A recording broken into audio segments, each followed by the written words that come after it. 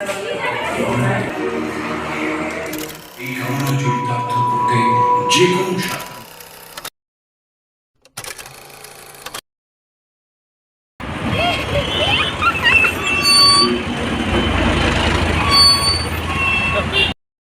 বন্ধুরা, এই মুহূর্তে আমরা দাঁড়িয়ে আছি ঠিক আলিপুর জেল মিউজিয়ামের সামনে।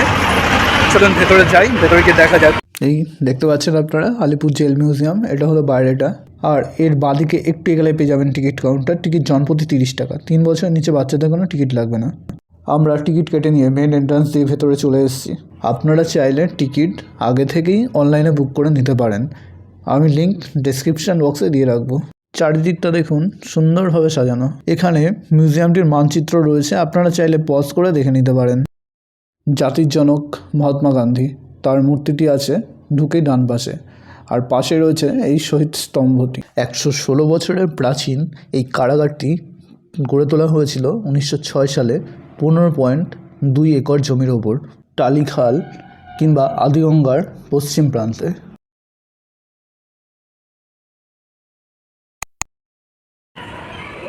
সামনে আপনারা দেখতে পাচ্ছেন, ওইখানে এগিয়ে যাবো। ওখানে রয়েছে ফাঁসির মঞ্চ। চলুন যাই, ফাঁসির মঞ্চটা গিয়ে দেখি। বাঁ দিকে রয়েছে ফাঁসির মঞ্চ, ডান দিকে রয়েছে বন্দিকক্ষ। নেতাজি, বিধানচন্দ্র রায়, চিত্তরঞ্জন দাস এবং যতীন্দ্রমোহন সেনগুপ্ত নামে কক্ষগুলো সংরক্ষিত। আমরা এগিয়ে চলেছি ফাঁসির মঞ্চের দিকে। এই সেই মঞ্চ যেখানে ফাঁসিপ্রাপ্ত বন্দীদের ফাঁসি দেওয়া হতো। ব্রিটিশ ভারতে মোট 10 জন রাজনৈতিক বন্দীকে এখানে ফাঁসি কাটে ঝোলানো হয়েছিল।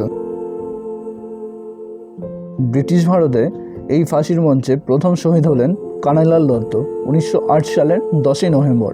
দ্বিতীয় শহীদ হলেন সত্যেন্দ্রনাথ বসু ওই 1908 সালের নভেম্বর মাসে। অগ্নিযুগের এই দুজন বিপ্লবী ছিলেন যুগান্তর দলের সদস্য। ওনারা রাজসাক্ষী নরেন গোসাইকে হত্যা করেছিলেন। ফাঁসির মঞ্চের পাশে রয়েছে এই অটোপসি রুম। ফাঁসি দেওয়ার পর মৃতদেহকে এখানে এনে ময়নাতদন্ত করা হতো।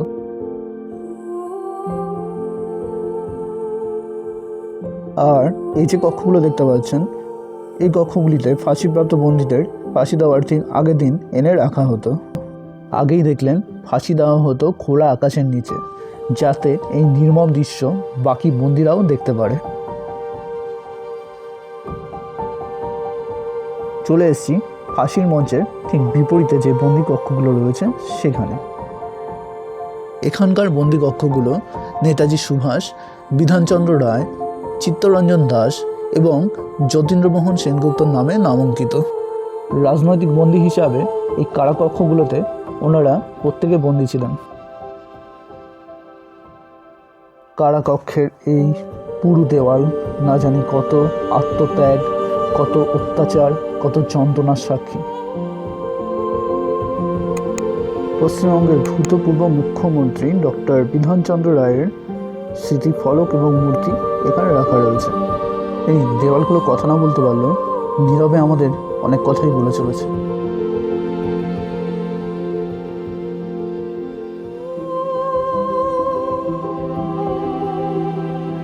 এরপর আমরা বেরিয়ে এসে যাব এই জেল মিউজিয়ামের বাকি অংশগুলোতে। আমরা এগিয়ে যাচ্ছি।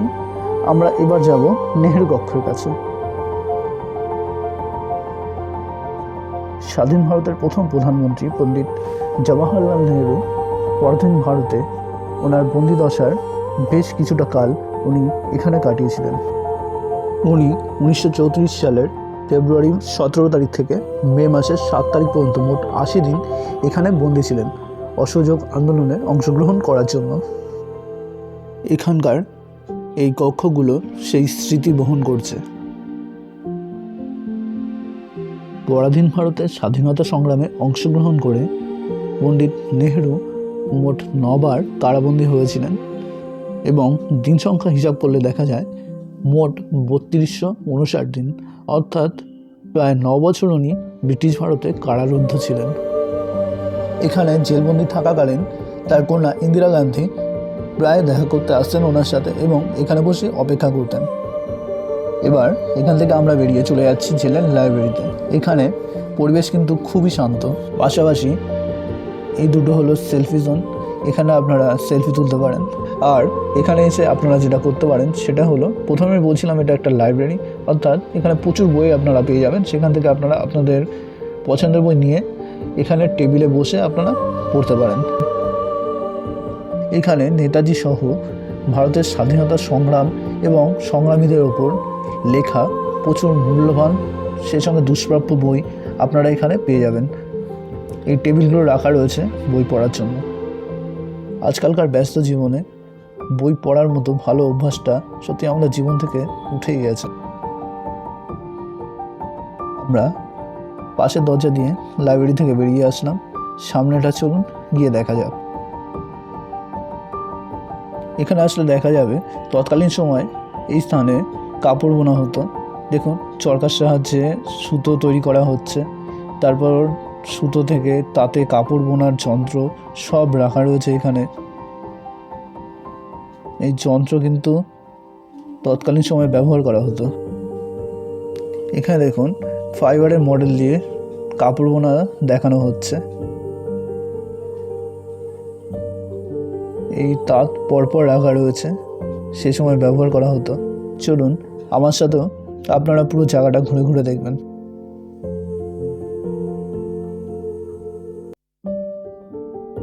এইসব টুলসগুলোই সে সময় ব্যবহার করা হতো কাপড় বুনতে। দেখুন চরকা, যা ঘুরিয়ে ঘুরিয়ে সুতো তৈরি করা হতো।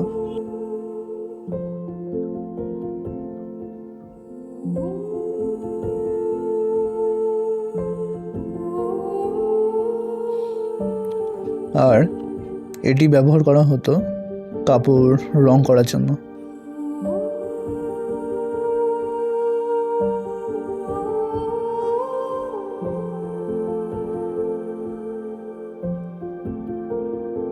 পরবর্তী সময় সুতো তৈরির জন্য কাঠের চরকার বদলে এই লোহার চরকাগুলোর ব্যবহার শুরু হয়েছিল।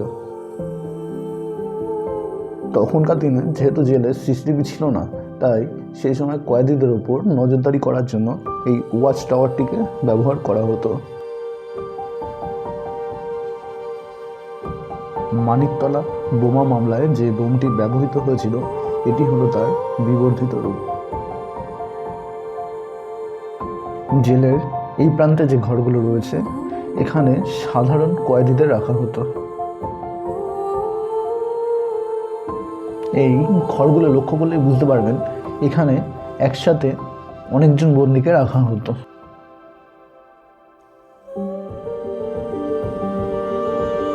এবার আমি আপনাদের এই মিউজিয়ামের টাইমিং জানাবো। মিউজিয়াম সকাল 11টা থেকে বিকাল 5:30 পর্যন্ত খোলা থাকে এবং সপ্তাহের সোমবার বাদে বাকি সব দিনই খোলা থাকে। এবার জানাই কিভাবে আসবেন। এখানে আসতে হলে নিয়ারেস্ট মেট্রো স্টেশন হলো যতীন-দাস পার্ক। যতীন-দাস পার্ক মেট্রো স্টেশনে নেমে আপনাদের আসতে হবে হাজরা মোড় ক্রসিংয়ে। আপনারা যতীন-দাস পার্ক মেট্রো স্টেশনে নেমে 1 নম্বর গেট দিয়ে বেরান। এরপর ফুটপাথ ধরে কিছুটা এগিয়ে আসুন।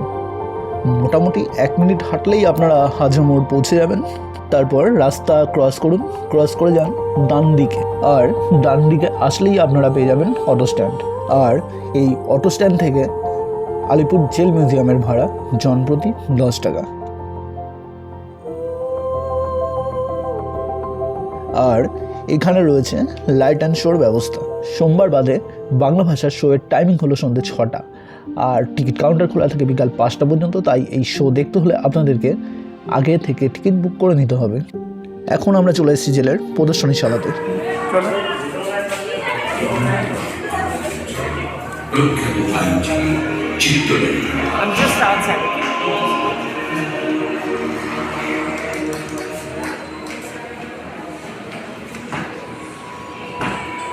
বিপ্লবের অনির্বাণ শিখাকে চিরপ্রজ্বলিত রাখাই ছিল প্রতিটি বিপ্লবীর একমাত্র কামনা। এই কামনা চরিতার্থ করতে যে কোনো শাস্তি তারা মাথা পেতে নিতে একটু পিছু সেই আত্মত্যাগের সাক্ষ্য বহন করে আছে আলিপুর জেলের প্রতিটি দেয়াল। আজ শতাধিক বছর বাদে ভারত মাতাকে ব্রিটিশ শাসন জেলের প্রতিটি দেয়াল উন্মোচিত। গোটা ভারতবাসীর কাছে প্রণয়।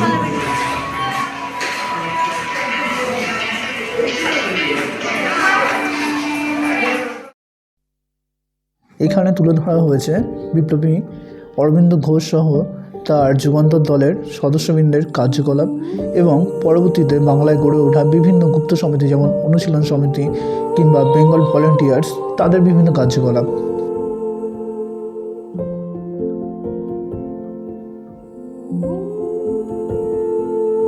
ক্ষুদিরাম বসু ও প্রফুল্ল চাকি।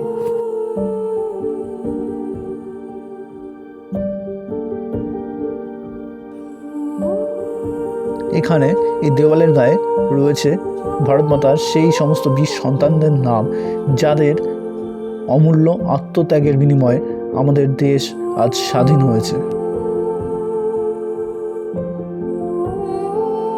এখানে ভারত মাতার বেশ কিছু মহান সন্তানের জীবনপঞ্জি তুলে ধরা হয়েছে।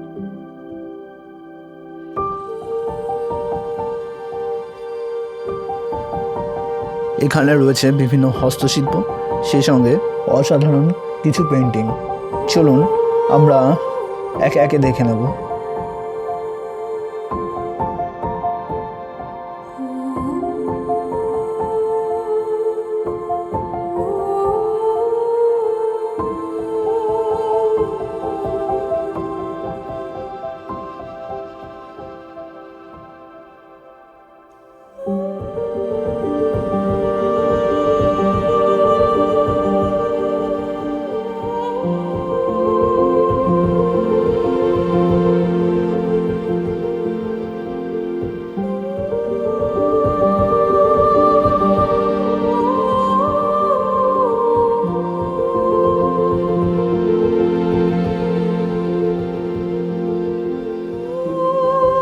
এবার আমাদের ফেরার পালা।